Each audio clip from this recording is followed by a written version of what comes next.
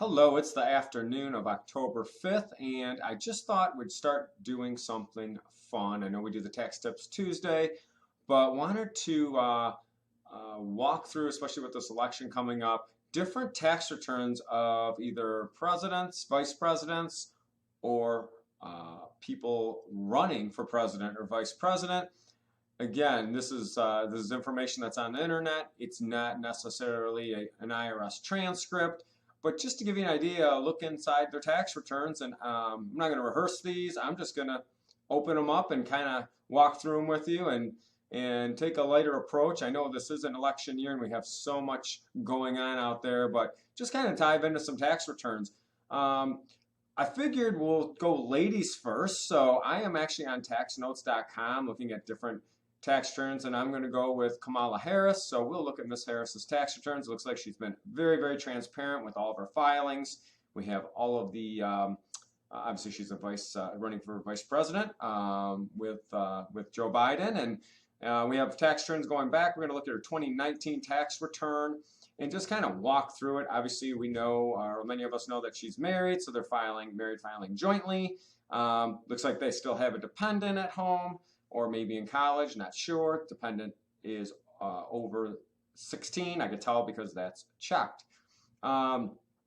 Big picture, their adjusted gross income looks like they're doing pretty well for themselves. Is over $3 million. And when we look at line one's always your wages from a job. Line two is going to be your interest. So it looks like they have a significant amount of interest from the bank or different sources here. And it looks like they have some wages. But the majority, golly Jenkins, probably 95% of their income is coming from businesses, and we're going to dive into that in a second. So this Schedule 1 right here, other income, really are income items that are not derived from wages or investments. Does not look like they have many in dividends, so it doesn't, not much for brokerage accounts, which is kind of surprising. But again, we're looking at this just as from a 30,000 foot view, and we're going to have fun with all of these tax returns. We know that by looking at this, that they itemize their deductions, which does not surprise me. We know that they paid, they had over $3 million of taxable income, and they paid a significant amount of tax, over $1 million. One thing that's interesting is it looks like they made a $732,000 estimated tax payment. Not sure if that was by design, which left them with a $432,000 balance due, and they were subject to a penalty of about $1,400. Have a lot of clients that pay late. So again, they're not out of compliance. They just had paid their tax or didn't make estimated tax payments that were appropriate to avoid penalty or interest. No big deal. They owed $432,000. Looks like her husband's listed as an attorney, and obviously she is a senator. This is where we get into the Schedule 1, the other income. So this is where your different sources of income come in, and adjustments to income. Adjustments to income are usually deductions. So looks like they are funding their retirement plan fully, $121,931. So they're putting a significant, probably the maximum amount they can, away into self-employment, or rather into retirement plans. And they had to pay for some health insurance. So most likely, since she's a senator, it's probably from his firm, and they had to pay $9,750 of health insurance. Other income, well, they've got some business income, about $265,000, and then about $2.8 million from other businesses. So let's dive into that because, hey, it's fun. We're gonna scroll down here. I want to keep these videos kind of short. These are their itemized deductions. Obviously, they're in a very high tax state. They're only able to deduct $10,000 of the $316,000 of state and local income taxes that they pay. So that's rather significant. Looks like they have a mortgage on their house. They have about $32,000 of mortgage interest. And they did donate some money to charity, about $35,000 to charity. So, running through, obviously they do have some interest, but not really much in dividends, and work with Wells Fargo. Looks like Ms. Harris has some income from writing. Really interesting Schedule C. There's only a couple lines on it. $464,500 for writing income. I'm not sure if that was a draw because it's such a round number, but hey, who knows?